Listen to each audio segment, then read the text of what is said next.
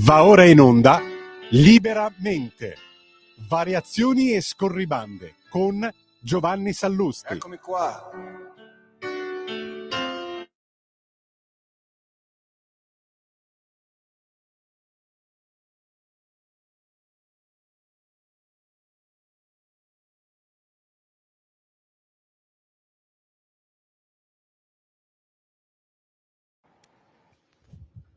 Buongiorno a tutti e bentornati a Liberamente, variazioni e scorribande qui su Radio Libertà.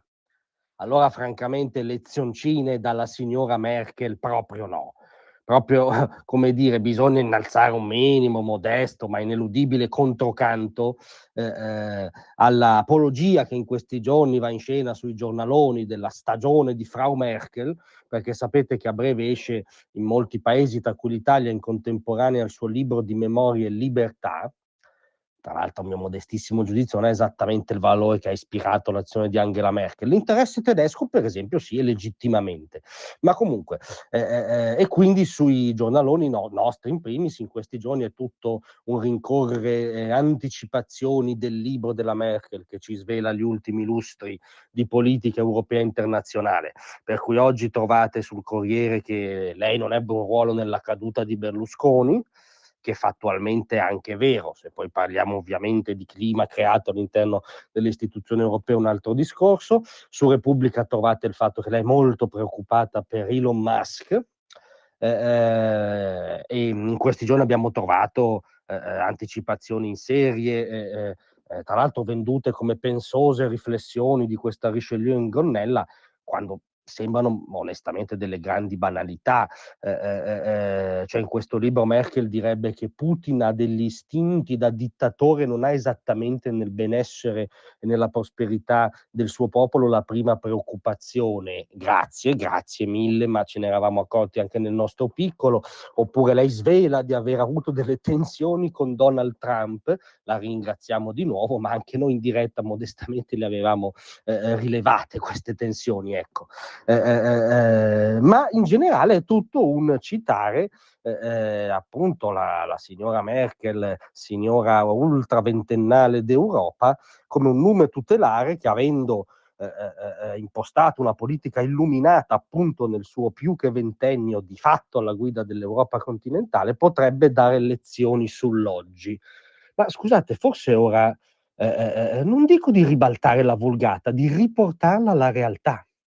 Cioè, Frau Merkel è esattamente, proprio perché era di gran lunga la leader europea più importante, che aveva più leve di potere, la responsabile del pantano in cui siamo oggi, della situazione non solo economica, non solo, diciamo, del fatto che le strutture europee sono via via sempre più diventate una griglia burocratica e dirigista, ma soprattutto della situazione geopolitica e anche bellica, anche del fatto che c'è una guerra nel cuore dell'Europa. E sì, perché anche se nessuno lo dice, fan tutti finta, fischiettano e citano stralci della sua biografia, la Merkel è la principale autrice della politica miope, quantomeno se non cieca, che ci ha portato qui. Perché? Perché la Merkel è quella che ha inaugurato e guidato con la sua autorevolezza la geopolitica del tubo nei confronti di Putin. Cioè la convinzione che, improntando la relazione con l'orso russo su un aspetto meramente commerciale e tra l'altro sbilanciato a favore della Russia, questo innescasse un'integrazione democratica della Russia stessa, un ammorbidimento, diciamo, della postura imperialista dello zar e come dire, avrebbe reso la Russia una sorta di appendice liberal-democratica, cosa che va contro tutta la storia della Russia, ovviamente, e proprio si è scontrata con un'incomprensione di chi è Putin, di che storia ha Putin e della vocazione imperiale russa. Perché la Merkel ha dato le chiavi dell'Europa, le chiavi energetiche, le chiavi di rifornimento a Putin, pensando che questo non innescasse, come dire, ulteriormente gli appetiti russi, non rinforzasse la vocazione imperialista russa, non creasse uno squilibrio nelle relazioni tra un fornitore di energia, gas in primis, e paesi che di questa energia hanno bisogno. Quindi quello che lei pensava essere un valore positivo, la geopolitica del tubo, è stato il principale assist a Putin di questi anni, dargli le chiavi dell'Europa, metterlo in condizioni di ricattare l'Europa da posizioni di forza e amplificarne la potenza. Dall'altro ha coltivato, diciamo, un abbaglio uguale e contrario, perché ha pensato che l'Europa, la Germania in particolare, potesse cullarsi in eterno nell'illusione di appaltare completamente la sua difesa di fatto agli Stati Uniti d'America. Quindi al contribuente americano, che sarebbe andato avanti a pagare all'infinito la difesa di popoli che stanno a un oceano di distanza da lui, e che non sostenevano uno sforzo economico minimamente adeguato rispetto a quanto quell'alleanza fosse importante per loro in primis, perché lei si dedicava ai commerci e apriva alla Russia e anche alla Cina. Ovviamente il contribuente americano non è proprio un pirla totale.